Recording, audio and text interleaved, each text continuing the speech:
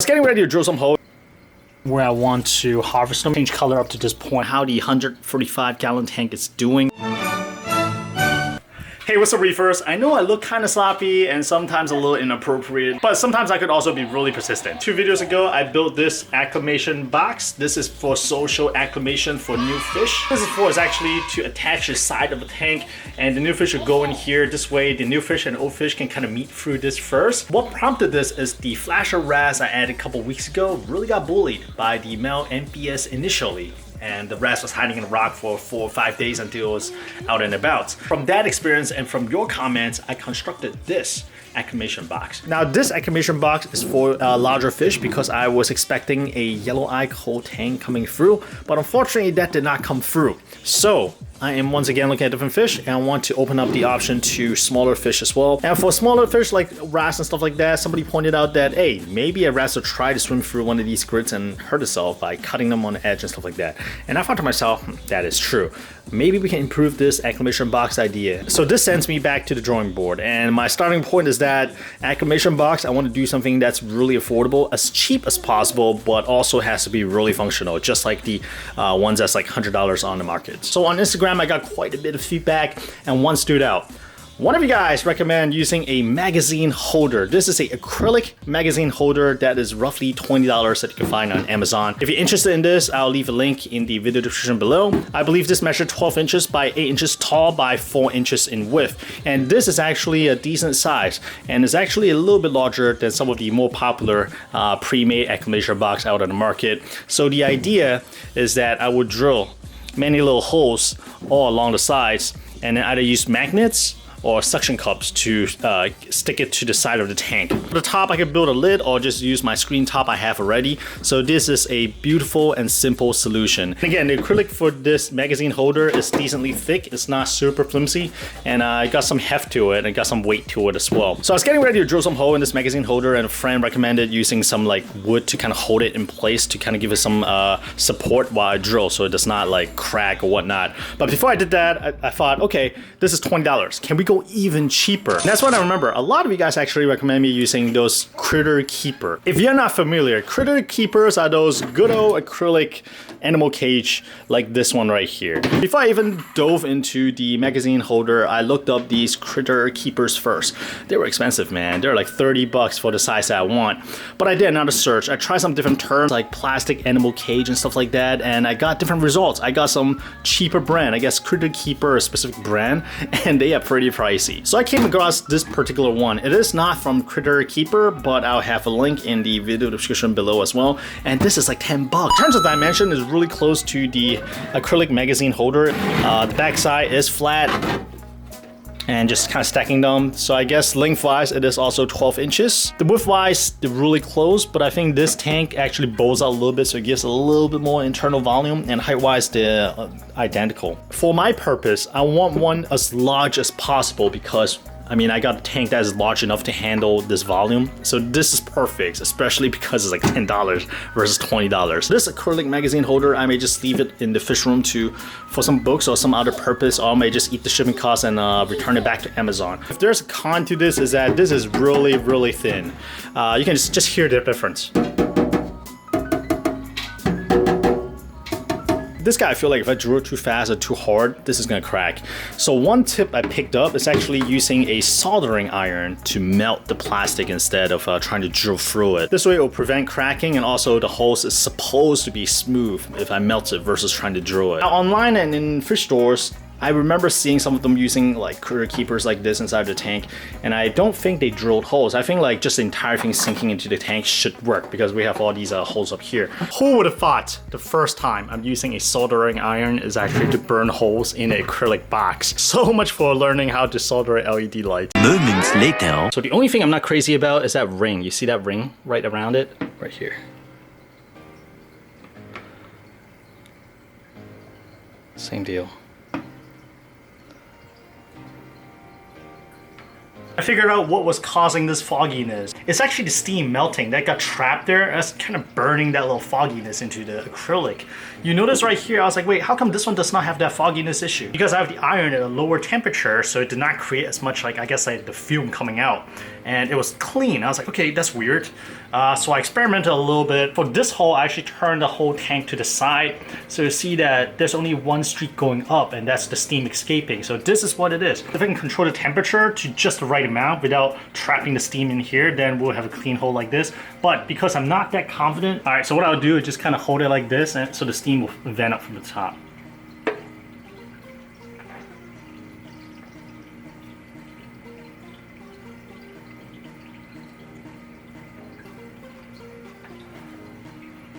Do it upside down is even better.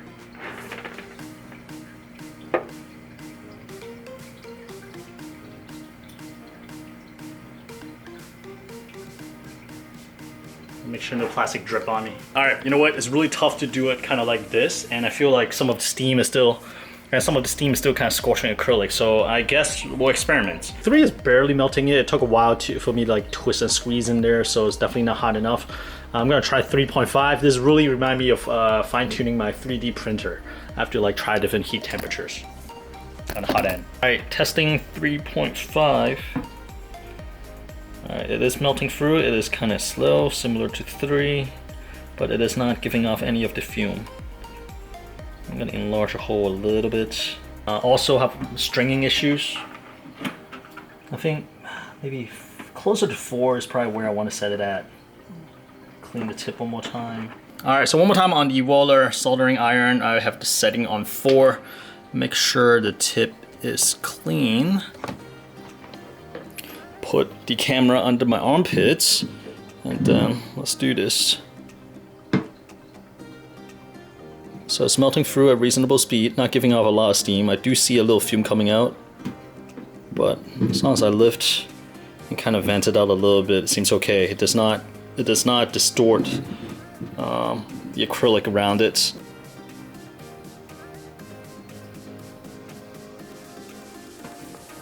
Yep, I think 4 is where you want it at. Just from this quick experiment, I think like personally, I would stick to heat level 4 and just kind of scoot it around a little bit. This will avoid the clouding around the hole. And that's an issue I've been having initially, because I was running these at like 5 or 4.5. It was a little bit aggressive. This little dimple, let me see if we can punch a hole here too. I think this is where the plastic mold is. So I'm gonna punch through this, bring a hole here too. And you can shape the plastic a little bit too while it's heated. It's kind of weird. It's kind of fun.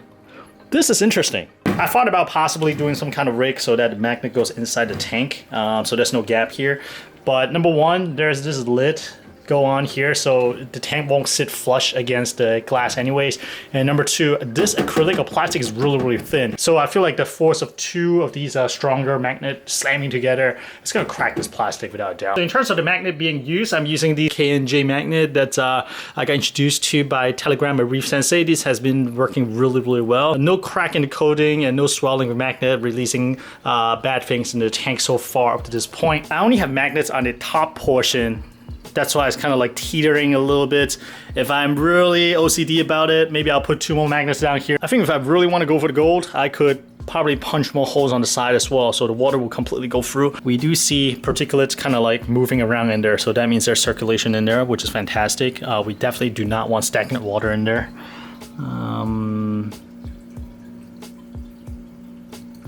Yeah, dude, I think we're good. So this whole build cost me $10. I do have the magnets around. If not, it'll probably be like $2 extra and stuff like that. But again, we have not put this to test yet. We'll see how well it works. Just from the cost saving perspective, this is fantastic. So what do you guys think about this low budget fish acclimation container? Do you guys have any tips on how I can improve it? Or do you have a version that you've done yourself? For example, some people I know even use those hamster ball. They use it for fish acclimation or even growing chaetos in the refugium. This way the chaeto is not all spread out, but contained within a ball. It seems to work well. So there seems to be a lot of these affordable hacks in terms of reef keeping, where we don't have to spend like hundreds of dollars to buy something that does similar work, even though they do look better. But is it really worth like 5 or 10 times the cost when you only use this like 3 to 5 days in a row and until the next time you add new fish. I don't know. For me, I feel like this is a nice alternative. Yeah, what do you guys think? I'm really curious to your thoughts, and I can't wait to put this guy into use. The next day. All right, reefers, so nothing too crazy happened this week, and usually that's a good thing. I would like the tank to just kind of settle down and grow. I'm gonna do a nice little 25% water change on this 135-gallon tank. Today's focus is gonna be cleaning up the sump. The macroalgae has been growing really nicely, especially these grape algae that I picked up maybe a little month ago. So far, the tank has pretty much been on autopilot. It's still recovering from the dino nutrient swings, so things are slowly getting back on track. I know things seems to be happening slowly for this tank, but that is fine. I mean, it's a hobby. It's not my job. As long as things are happy, I'm not killing things, and things are growing, I'm fine with slow and steady. All right, reefers, right here I had to give a special shout out to these gloves and this Bucket Hats Vet Dry Vac. If I ever make a top 5 reef aquarium purchase, this will be on it, and this will be on it. They're fantastic. Also this is also a fantastic buy. This is a 5-gallon jug that fits in tight spots really well. If you guys are actually interested in my top 5 or top 10 best reef aquarium purchases, leave it in the comment below. Maybe I'll make a video like that. But for now, if you're interested in stuff like this, I'll have them in the video description below as well. So I really want to clean out this chamber. Alexa, turn off skimmer. Alexa, turn off media reactor. Okay, yeah, it's an advantage of having voice control on a power strip. Because I'm really going to siphon out and clean out this portion, I want to make sure I remove the macroalgae from this portion first because they get sucked up really easily. Let's get down to business, guys. And right now, I'm still kind of cultivating the macroalgae. I don't think I'm at a point where I want to harvest them yet. So I'm simply moving them to this chamber while I clean this one out, and then we'll swap them back. Here's where I really appreciate a shoulder length or bicep length gloves because I can really reach in without getting my hand wet at all. It's fantastic. To be honest, anything I'm not pulling up right now with my hands, probably gonna get sucked up by the wet dry vac. It's super powerful, super quick. And a lot of time anything is sucked up. The water's so murky, can't even see it. So anything that gets sucked up is pretty much down the drain. I know some of you guys said that don't pull urchin out of the water. That was accidental, but honestly I've moved the tuxedo urchin from the display to the sump multiple times and moved it between tanks with no issue at all. So I'm not sure if there's a specific type of sea urchin that shouldn't live from the water, or maybe it's all of them, and I'm just not educated. If you know, leave a comment. I would always down to learn. Should be good. A couple pieces of rock I should watch out for. Hermit crab is right there. The Banish ammo crab is actually, she moved her way to the skimmer chamber. I gotta kind of fish her back and put her here. But for now, we should be all right. Oh yeah, by the way, I do have the new Neptune system grow lights. To be more specific, this is actually the Zut light that the Neptune system collaborated with.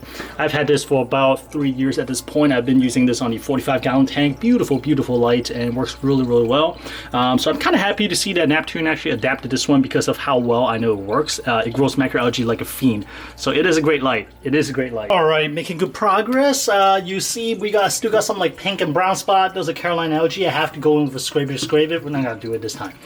So this part is pretty clean. I'm gonna move the macroalgae back to this side, and then I'm gonna siphon along the edge of the biomedia because I see that there's a certain spot with some like detritus trapped there as well. So I wanna make sure to get those out. Otherwise, there'll be nitrate and phosphate factories. And of course, the refugium light just turned off, but that's fine. We're almost done with the refugium portion.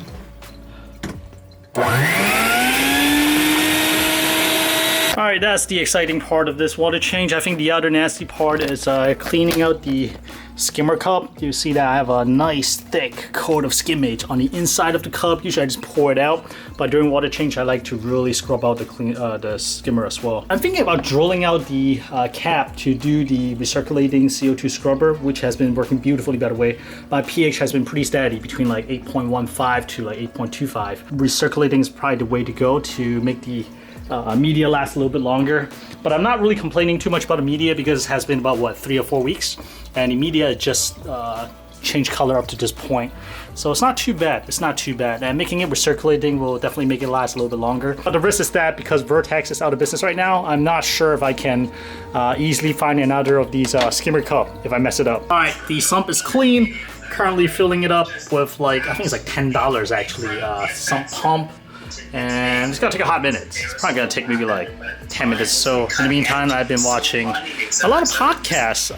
Right now is PECTEC, Joey's on, and Joey recently started his own podcast as well, and I know Bahama Lama actually went on to Reef Foam as well, so there's a lot of good listening material. I also listen to the regulars like Telegrams, Reef Dude, Reef Automation as well, especially when he digs into like the controller comparison between like Neptune, GHL, and Hydros. That guy knows his stuff. Do you guys have a favorite aquarium related podcast? I'm always trying to find new podcasts to listen to, whether I'm driving, taking a shower, or when I'm sitting on a toilet, which I bet quite a few of you guys are doing right now. One pair of pants later. Alright, Reefers, before this video ends, I want to just give you a really quick update on how the 145 gallon tank is doing. I was pleasantly surprised that the ReefCleaners Emerald Crab that I added to this tank, besides that one red crab that ate 2 heads of my frog spawn, the Emerald Crab has finished the job. From what I could see, I don't see any bubble algae left, which is fantastic. So thumbs up from me for the Emerald Crab from ReefCleaners. They actually did what they claimed within a week. They cleared out all the bubble algae. I had a lot of dustings of them on the sand bed among rocks, so awesome. Now I cannot give the same praise to the peppermint shrimps. After about the 3rd day, all the peppermint shrimp just straight up disappeared. I have not seen any of the 3 that hangs out in the tank anymore. So my guess is that maybe the pistol shrimp got them, or maybe the rest picked at them. I'm not sure. But whatever the case is, peppermint shrimps, I have not seen them since. For me, that's particularly bad news because Aiptasia is rearing its ugly head. The one that I left as a test for the peppermint shrimp is still there, and I'm actually seeing a lot of Aiptasia popping up all over tank. We got a couple right here. A couple one I'm especially concerned about. You see like around the Sakura zoas, there's actually quite a few clusters of babies popping up. So this is something that is happening really quickly and really need to address right away. But I have one more trick up my sleeve in terms of controlling these Aiptasias before I go back to the tried and true Bergia nudibranchs, which is going to cost a bunch and then it's going to be hard to maintain. And that trick is sitting in the bag being acclimated right now, and I will be putting the acclimation box to use. You'll see that in the next video because right now it's already Saturday night. I gotta finish cutting this video and putting it online for you guys who is watching it right now. The other thing I really want to point out is that in the last video, the flasher wrasse disappeared. Thankfully, that same night, Sunday night, this guy popped back up again. I think adding the cleanup crew and just kind of messing around with the tank really kind of like freaked this guy out. So he went into hiding for 3 days and 2 nights.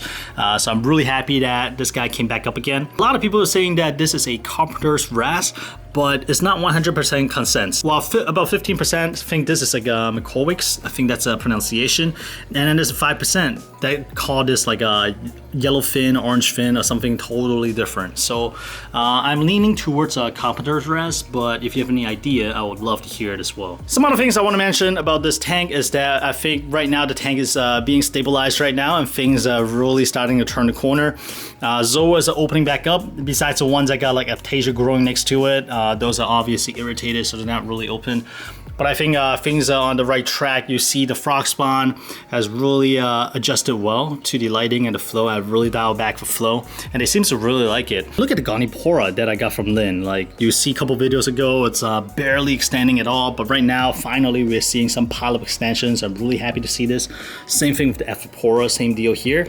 The bleach out pink Gonipora seems to need a little bit more convincing before it's gonna ready to come back out. But hey, I'm ready to welcome it when it's ready to come back out. Overall, I think this week, this tank has made really nice progress. The nutrients are settling down nicely.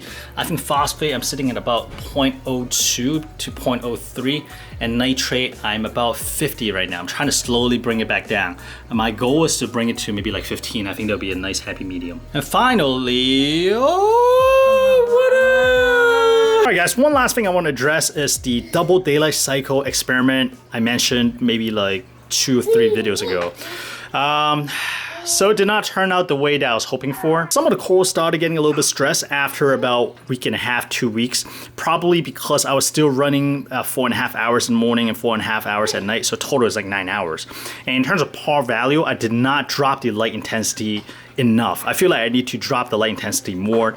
But so some of the corals started getting a little bit stressed, so I was like, all right, forget it. I need to either cut back on the hours or lower intensity. Either one of them is not the ideal situation because I want long hours of viewing, and at the same time, I don't want the tank to look really dim to the eyes as well. In addition to that, I was thinking that if I have new corals coming to the tank, which is pretty constant since it is a really new tank still, I would need to acclimate the new corals to that double daylight cycle as well. And that's just not something I really want to put corals through.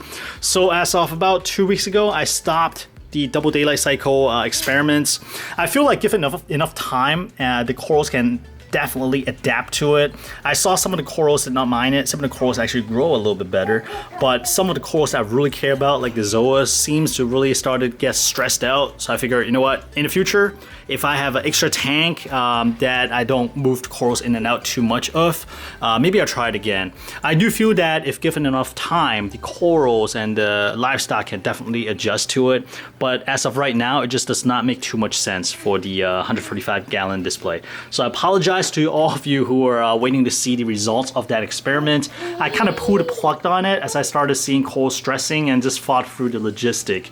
But down the road, maybe I'll try it again. But if you have tried double daylight cycle before in the past, I would love to hear your experience as well. That would be kind of interesting. All right, guys, I got the fish getting ready to go into the acclimation box, so I'll get that done. If you are still watching this has been a pretty long video.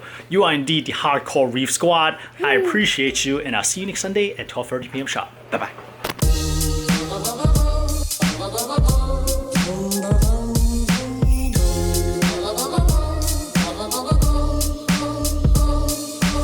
Oh, look at this! Look at this! This guy does not appear that often. This is what. Hey, what?